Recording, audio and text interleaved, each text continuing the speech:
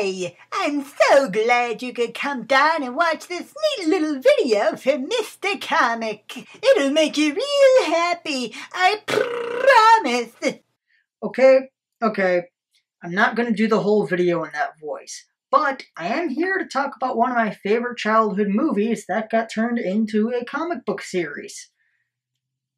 Sorta. In the early 90s, Disney Comics released a short 18-issue series based on Roger Rabbit. The reason being, about the time of issue 18, Disney Comics folded, or imploded as the wiki puts it. Today I want to take a look at issue 1, the transition from movie to comic.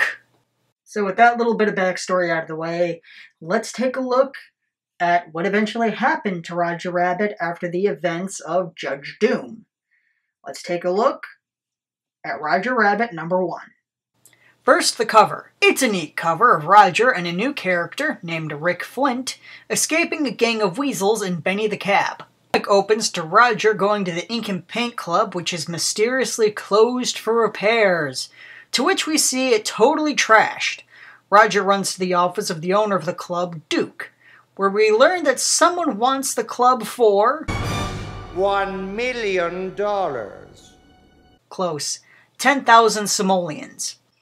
When they find out a bit of the note is torn off, Roger decides to go to his old buddy, Eddie Valiant.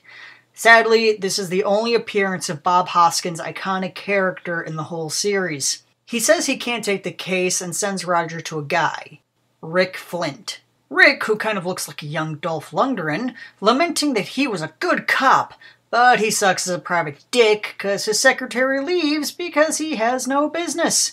Roger greets him the only way a Roger can, breaking and entering. Roger explains his case to Rick in hopes to get him to take the case. There's trouble at the Ink and Paint Club. You know, the one run by Duke Malloy. The one with the really great Toon review. Rick agrees and they search the club where they find out the name of the culprit, Big Bill. Just getting some info from Baby Herman. Hiya, Baby Herman. This is my new partner, Rick Flint.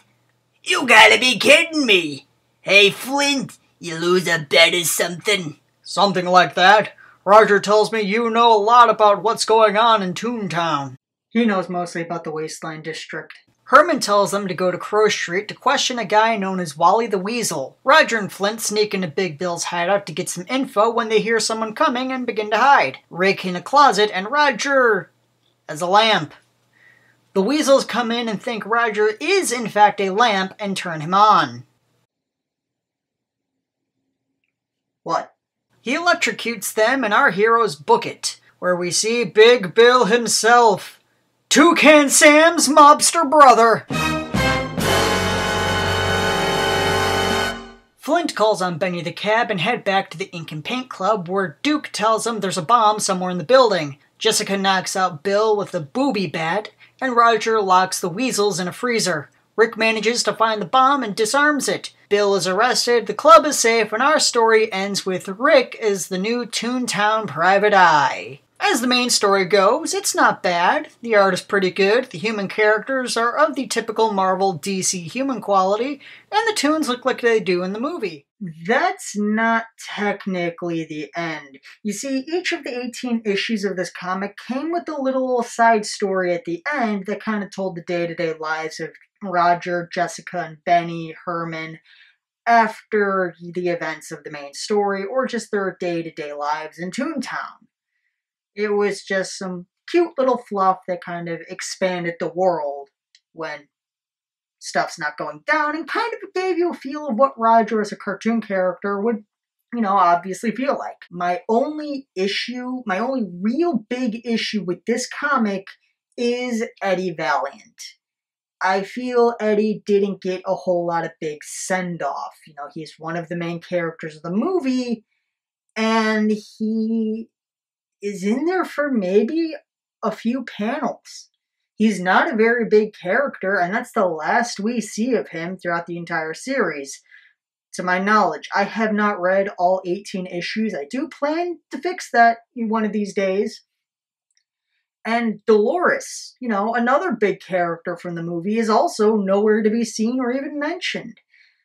So it kind of felt rushed to try to get the new main character, Rick, in there to kind of fill Eddie's spot, since I'm guessing they didn't want to pay out every single week to have the likeness of Eddie Valiant.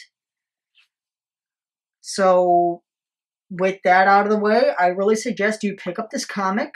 If you can, pick up a physical copy from a comic book store. They should probably be very cheap, or you can probably find them online.